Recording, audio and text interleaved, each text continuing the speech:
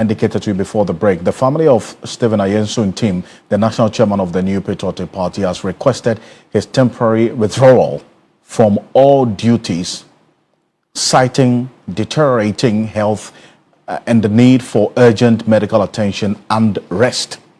Now, the family has since written to the chairman of the Council of the NPP, the Council of Elders, in a letter dated the 16th of June 2025. Now, we're not going to focus this conversation on the health of Stephen Ntim. That's not what we're talking about. There's another issue that the family is pointing to in this said letter. Now, there are two letters which has been in circulation. There's a letter that's dated the 9th of June, and there's a letter that is dated today, 16th June. Let's backtrack to the 9th of June letter because it gives a certain context to what we saw today. This 9th of June letter says the family of the national chair of the New Patriotic Party, Stephen Ntim, is concerned about the recent discussions in the media landscape concerning the general well-being of our relative. It goes on, the strength and wellness of every man rest in the hands of the Almighty.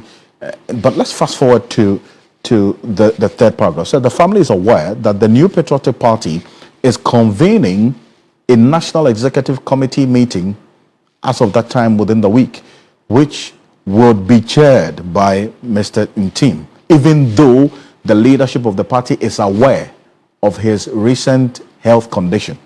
Let it be on record that the family is not enthused about this move and will resist any attempt by the party to bundle Mr. Ntim to the said meeting.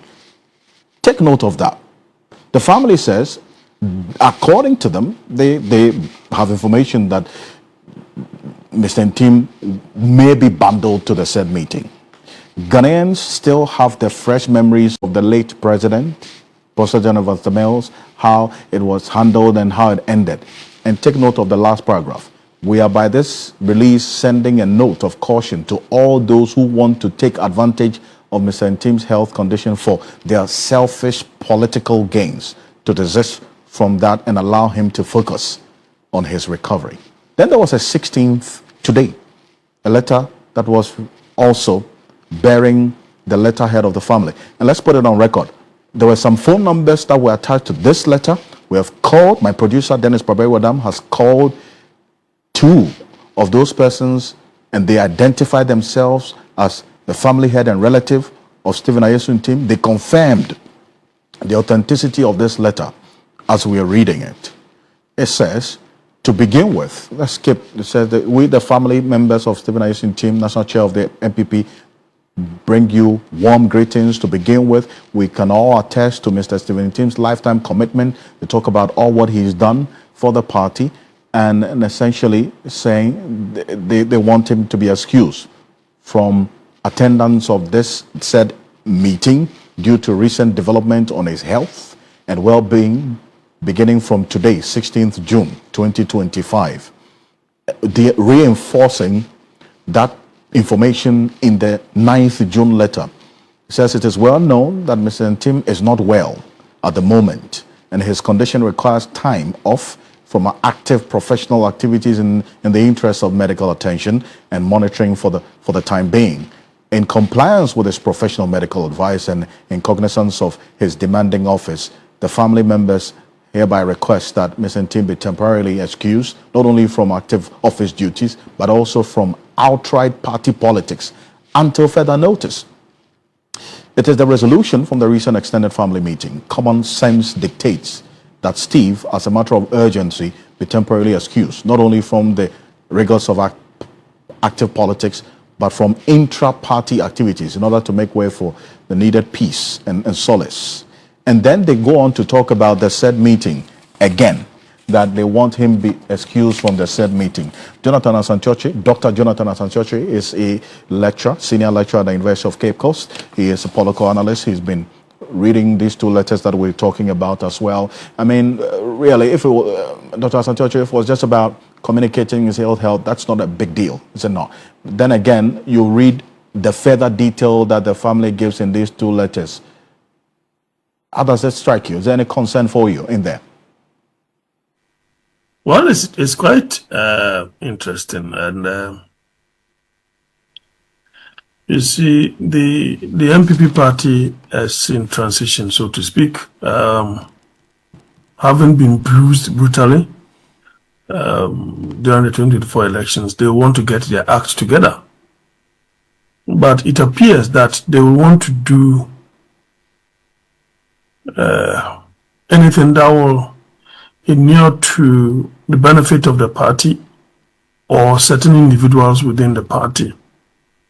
For I do not really know exactly what they intend to discuss, for which reason you want to bundle a party chairman that is incapacitated. Because if you look at the paragraph 3 of what the immediate family wrote, they are saying that as with any human, even merely participating in such event will not augur well for Steve due to his current cognitive dissonance and mental incapacitation. These are strong words that have medical implications.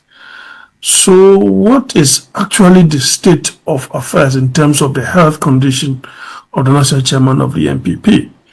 And for what reason will the party still want to go on for that particular meeting scheduled for tomorrow, 17th of June? For which reason they will want the chairman to be there? So I think that there are more questions to be answered than what they have provided through these two, letters or press releases coming from, the extended and the immediate family. And so for me, probably the NPP General Secretary will have to clear the air on some of these issues that have found themselves in the public domain. And we want us to know exactly what they will want to happen, what they intend, for example, to happen during the meeting. We do not know the issues that have been shortlisted for the meeting, for which reason a chairman that is already known that has been incapacitated.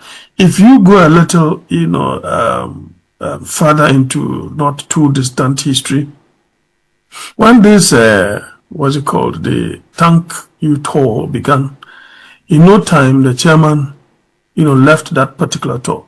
Some of us thought that because of the confusion and the nature of the national chairman, he wouldn't want to be part of the confusion galore that had riddled that of the NPP, so to speak. And so he wanted to take a back seat. Well, little did we know that the man was unwell. So once this has come into the public domain, I think that they will have to have a rethink in terms of who chairs their meetings going forward. Other than that, you see, they also made reference to what happened to the late Professor Mills. How he had to prove himself to all and sundry that he was well. He had to even jog at the tarmac. What happened? And that is what they said. The rest, they say, is history. And so they wouldn't want to jeopardize the life, of their son, their father, their nephew, who happens to be the chairman of the party. Of course, they also recount the contribution that he has made and his steadfastness when it comes to the party, commitment when it comes to party service, and so on and so forth. And so they will want to send such a stern warning to the party. And I guess that in itself is not a good omen. It's a bad publicity for the party. It is obviously going to affect whatever issue that they intend to discuss, for which reason they intended to bundle the chairman, according to the words of the family, to the meeting. And of course, it's on that position of that expression they use, the family, saying that there's an intent to bundle him, even in his incapacitated case or situation, into the said meeting. I mean, from your own reading, and if what the family is saying is anything to go by, why would the party want this meeting done at all cost, and to the extent of the family's own words, Mr. Ntim being bundled, or the intent of him to be bundled to the said meeting in his current state? Well, I do not really know, and I don't know if I should hazard any guess. Is it about future leadership of the party? Is it about the corrupt dealings that have engulfed the party as far as the party in government is concerned? Is it about the health and the future of the party? Is it about, those jockeying for positions in terms of the future stranglehold of the party? I mean, you can answer so many guesses, but until they come out to tell us exactly what will, cause them, as it were, in the words of the family, to bundle the old chairman to such a meeting is quite strange. And the point is that what is at stake that you want to do that? So we can hazard so many guesses, but we may not be able to pinpoint exactly, what could have necessitated that decision of the party. It is either they reschedule the meeting, or they go ahead without the chairman because the family is not ready to allow their son, their nephew, their father to attend such a meeting, because they are talking about mental dissonance and incapacitation. So if that is the case, then we are talking about a person who is nearly becoming a pumpkin, and they wouldn't want to take chances in the name of the party, and it may affect their health or lead to a deterioration of the health of the chairman.